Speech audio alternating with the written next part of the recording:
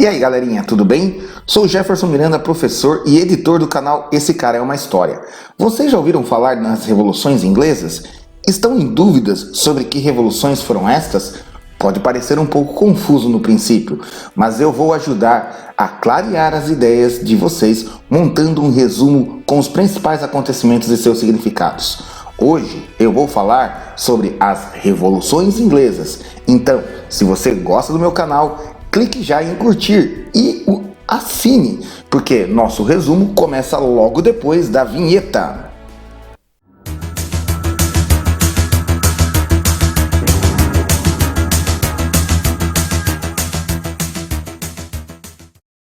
As revoluções inglesas foram as primeiras das grandes revoluções burguesas, ocorridas no início da Idade Moderna.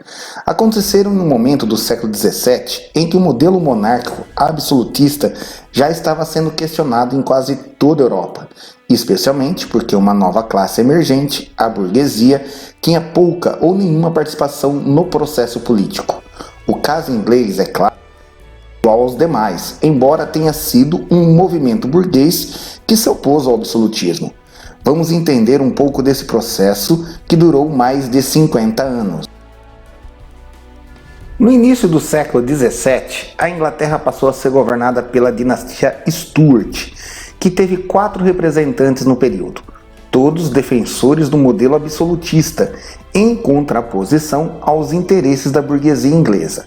Foram eles: Jaime I, de 1603 a 1625, Carlos I, de 1625 a 1649, este que enfrentou a Revolução Puritana, Carlos II, de 1660 a 1685, e Jaime II, de 1685 a 1688, esse que enfrentou a Revolução Gloriosa.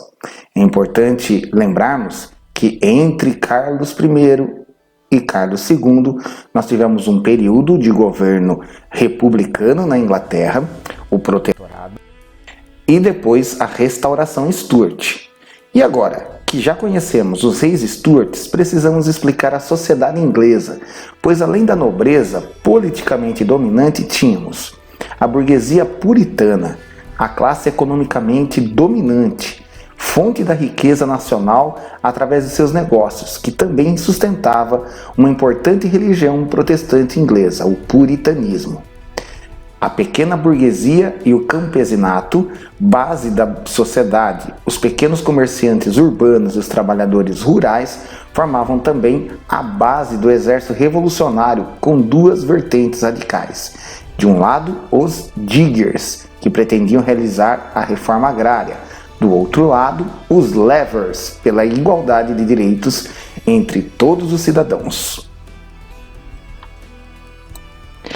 Como fases da Revolução Inglesa, podemos apontar, em primeiro lugar, a Revolução Puritana ou Guerra Civil, de 1640 a 1649. Quando Carlos I assumiu o trono em 1625, a Inglaterra vivia uma constante tensão política envolvendo os interesses da burguesia e da nobreza. Basicamente porque seu pai, o rei Jaime I, havia imposto uma série de medidas contra os interesses da burguesia puritana. De início, Carlos I tentou conciliar as 2 vertentes políticas. Como isso não foi possível, dissolveu o parlamento e governou sozinho até 1640. Naquele ano, precisando reunir o exército para lutar contra a Escócia, convocou o parlamento propondo um aumento de impostos para financiar a guerra. Como as tensões políticas já vinham crescendo, a burguesia puritana se aliou a outros setores descontentes, como os diggers e os levers, para enfrentar o rei Carlos I. A guerra só terminou com a decapitação de Carlos I na chamada Revolução Puritana, como ficou conhecida a primeira fase da Revolução Inglesa. A segunda fase é conhecida como República de Oliver Cromwell, de 1649 a 1658. Nessa fase, é preciso entender melhor quem foi Oliver Cromwell, o comandante efetivo da Revolução Puritana. Cromwell era ligado à nobreza rural, baixa nobreza, e se converteu ao puritanismo em 1630, tornando-se aos poucos um religioso fervoroso. Após derrotar Carlos I e se tornar o Lorde Protetor da República, deu início a uma série de medidas em benefícios dos setores burgueses da sociedade, entre eles a formação do Reino Unido e os atos de navegação. Porém, seu fervor religioso e opiniões políticas acabaram por levá-lo a enfrentar seus antigos apoiadores. Crown se tornou uma espécie de ditador, chegando a fuzilar muitos dos seus opositores, e também fechou o parlamento, exatamente como Carlos I havia feito antes dele. Mesmo assim, permaneceu no poder até a sua morte, em 1658, quando assumiu seu filho Richard, que não tinha apoio político para se manter à frente do governo. A terceira fase ficou conhecida como Restauração da Dinastia Stuart, de 1660 a 1688.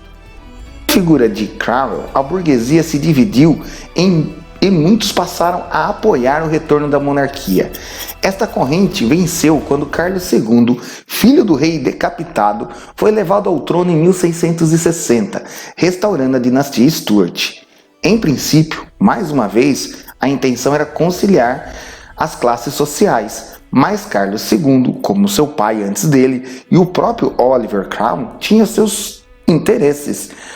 Este aliou-se à alta nobreza para restaurar o absolutismo inglês e, mais do que isso, aliou-se à Igreja Católica. O parlamento, dominado pelos burgueses puritanos, foi contra e, mais uma vez, suas atividades foram encerradas, desta vez por Carlos II. Apesar dessas tensões, Carlos II se manteve no poder até 1685, quando faleceu e transferiu a coroa para seu irmão, Jaime II, que tratou mais radical do que o irmão havia sido. No entanto, desta vez, a burguesia puritana encontrou uma fórmula conciliadora para resolver o problema. A quarta e última fase é a Revolução Gloriosa de 1688. Finalmente, chegamos ao grande momento da Revolução Inglesa, justamente quando ocorre o último embate entre a nobreza absolutista e a burguesia puritana. Esta última, descontente com as políticas de Jaime II, propõe que sua irmã Maria assuma o trono em seu lugar para evitar outra guerra civil. O acordo é aceito, mas Maria estava casada com Guilherme de Orange, rei dos Países Baixos, que não pretendia deixar sua esposa ter mais poder do que ele. Assim, Guilherme de Orange não esperou o fim das negociações, aproveitou o impasse político inglês e tomou o trono para si. No entanto, como a situação ainda era tensa, em 1689 é assinada a chamada Declaração de Direitos, Bill of Rights, uma espécie de grande acordo nacional. Isso transformou Guilherme de Orange em Guilherme III, rei legítimo da Inglaterra, mas com a condição de aceitar o poder do parlamento. Este momento ficou conhecido como Revolução Gloriosa, a fundadora da monarquia parlamentarista que vigora ainda hoje na Inglaterra. Agora que já cobrimos a história da Revolução Inglesa, vamos encerrar com um pequeno resumo de mais 3 tópicos importantes para o estudo deste assunto. Vamos a eles. Causas da Revolução Inglesa. Concentração do poder pela nobreza, representada pela dinastia Stuart. Disputa por maior poder político pela burguesia puritana. Descontentamento social da pequena burguesia e do campesinato. Disputas religiosas de fundo entre católicos e protestantes. Antigo regime e Revolução Inglesa. Para estabelecer definitivamente a essência da Revolução Inglesa, é preciso sempre lembrar que se trata de um momento de virada na história política europeia. Um movimento que aconteceu em vários países de formas diferentes e na Inglaterra foi protagonizado pela burguesia puritana. De forma geral, trata-se de uma luta burguesa contra o chamado Antigo Regime, como passaria a ser conhecida a monarquia absoluta após sua derrubada. Consequências da Revolução Inglesa. A Revolução Inglesa teve duas consequências principais.